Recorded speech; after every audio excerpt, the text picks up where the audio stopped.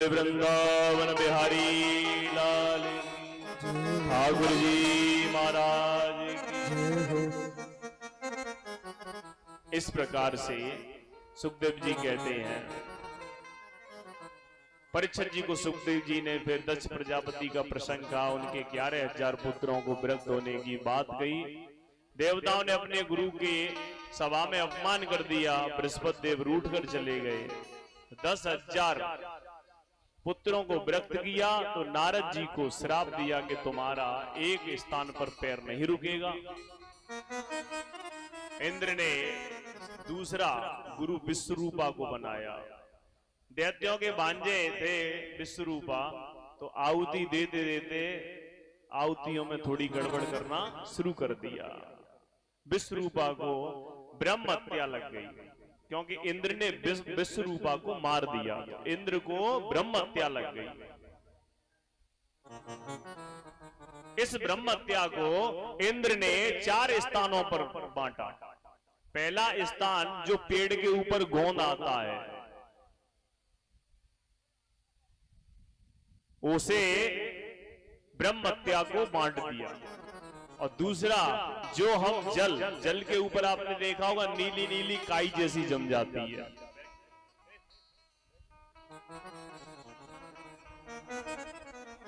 तो वह ब्रह्म हत्या का दूसरा रूप है। जो जमीन बंजर रह जाती है, जो जमीन बंजर रह जाती है वो ब्रह्म हत्या का रूप है। और जो स्त्री रजो धर्म से होती हैं वो भी ब्रह्म हत्या का ही रूप है। बोले वृंदावन बिहारी लाल की जय हो। त्वष्टा मुनि ने मंत्र शक्ति के माध्यम से एक और पुत्र को जन्म दिया, जिसका नाम था वृत्रासुर। वृत्रासुर ने त्रिलोक में हाहाकार कर दिया था। संतों का मत ऐसा बताया जाता है कि जो वृत्रासुर नाम का राक्षस था और बड़ा ही बलशाली था, महर्षि दधीच की हड्डियों को लेने के लिए इंद्र देवता इत्यादि देवता गए। देखिए, त्याग भी एक बड़ा विशेष होता है।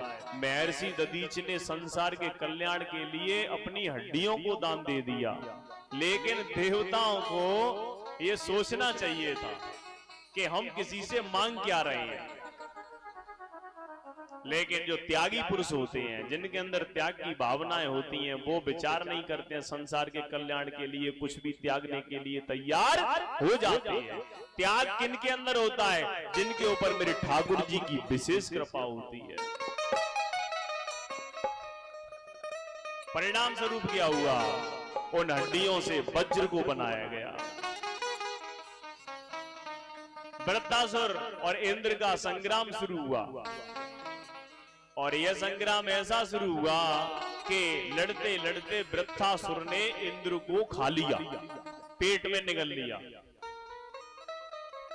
इंद्र को वृत्रासुर के पेट से निकलने में 1 वर्ष का समय लग गया, तब जाके इंद्र ने वृत्रासुर के पेट को फाड़ पाया था। ऐसा था वृत्रासुर। अब इंद्र को ब्रह्म हत्या लगी, तो संतों का ऐसा मत है कि इंद्र ने फिर जो हमारा जन्म स्थान है वृथला, जो कुंड स्थान है, वहां पर 5 कुंडी यज्ञ किए, और उन यज्ञों में से जल निकला। उस जल में स्नान करने के बाद इंद्र की ब्रह्म हत्या छूट गई थी।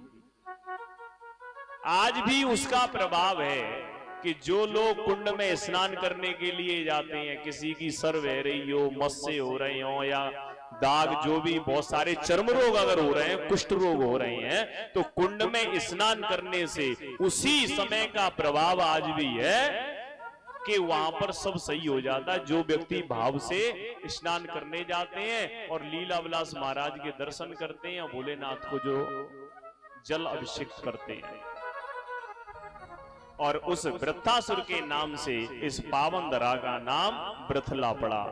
बोलिए वृथला धाम की जय हो। और सबसे विशेष बात, उसी वृथला धाम के नाम से हमारे चैनल का नाम है कुंड वृथला धाम, जिस पर आप YouTube लाइव कथा सुन रहे हो।